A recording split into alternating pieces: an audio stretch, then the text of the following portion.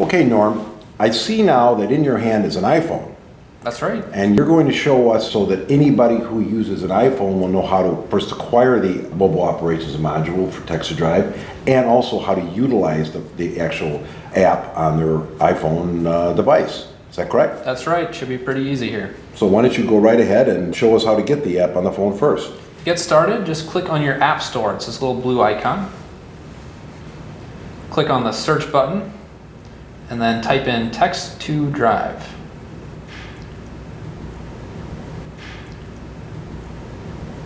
Hit search, wait just a moment, and you'll see us pop up. We've got this little red and white badge so you can always know it's the right one. Click on this little cloud button to download it. All right, that brings you to the login page for TEXT2DRIVE. Just like we saw earlier. So the same process, and I also noticed there's a Remember Me and a Show Password button at the bottom. Is that correct, even for the iPhone? Just like on the Android version, we have both of these settings. You can select Remember Me so that your phone auto logs you in every single time you open it up again.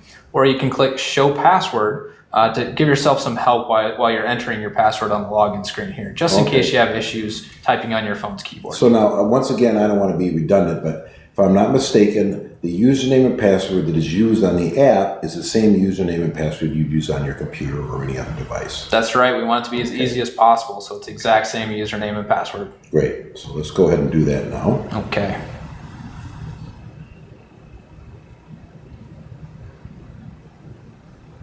Have you found using the Mobile Operations Module real handy for you in your work? Oh, it's great. It's quick and easy when you're not in front of your desk at the moment. If you get pulled into a meeting, for example, or if you're walking around the store, it's very likely you'll get a message and you're not in front of your computer at the time. Oh, great.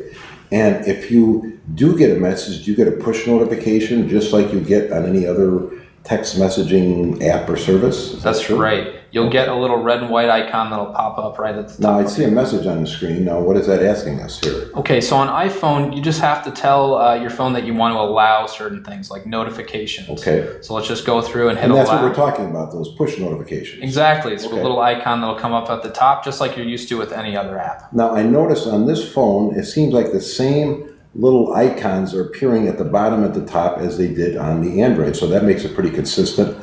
We've gone through all those, so I don't think we need to explain them again. Okay. The process of beginning a chat or a text message on the iPhone is pretty similar. And would you use that same little pencil in the right-hand corner again? That's right. Could you do that? Click right up here. Okay. Then you can either enter a phone number to search for, or you can enter the customer's name by using these buttons down at the bottom. So let's enter a phone number, 630-347-5979. Okay. Let's see what happens. Once you enter your phone number, you just simply hit start. Okay. And here, you're all set up to start texting that person. So I notice I see those I guess in this case it's 3 lines. They're similar to the Android's 4 lines, but there's 3. That's right. And those are templates? That's right. Same setup here. You click on these and it'll bring you to your dealership's templates. Okay. Could you use a template and send a message off if you could? Sure. So let's see here. How about a nice greeting? And we use the red circle with the white airplane again? That's right. The same send button. You can just send that right off. Okay, so that message has been sent. Yep. Now, I also noticed at the bottom there's that camera and there's a little landscape. But off to the far left, I don't think we talked about this previously. There's something that's it's like a telephone. That's right, and that's because this only pops up once you've started talking with somebody. Okay. This button is here so you can end a conversation.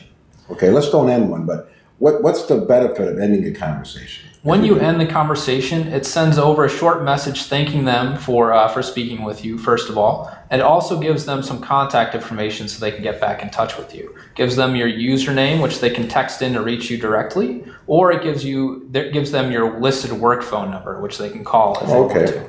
So it gives the customer a quick and easy way to re-engage with you at any time. It's almost like sending them a digital business card, yes. So if we were to use the photo and video messaging portion of an iPhone, how would we do that? So just like we saw on the Android, if you want to shoot a photo or a video right now, you click on the little camera icon. Okay.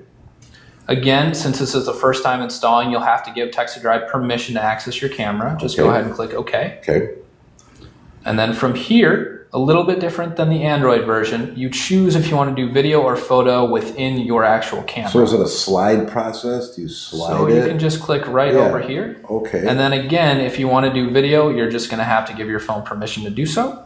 Just click OK. So if we were to shoot video, we would just shoot it from here and we'd be done. That's right. You would just click on this little red button and it would start filming right then and there. I noticed though that at the bottom of the far right-hand corner, you could actually shoot a video of yourself maybe talking to a customer. Is that That's true? right. You could, just like you see on many photo devices. You can click right down here and it'll flip that camera around. Okay, so you could use this to send a video message of yourself talking to a customer.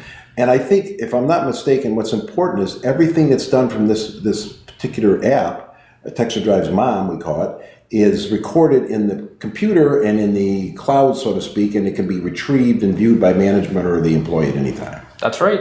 So why don't we go and show me where we would do possible group chat or internal chatting within this particular iPhone system. Gotcha. So let's just head back to the main menu. Okay. I misclicked that one. So down here you have your other chat options. So cell chat is where we just were. That goes right to the customer's phone. Employee chat. This is the conversation between you and any of your coworkers. You see that the green ones are online. The other ones, they're gray and they're offline. They're just not available right then and there. Okay. With group chat, click on that icon.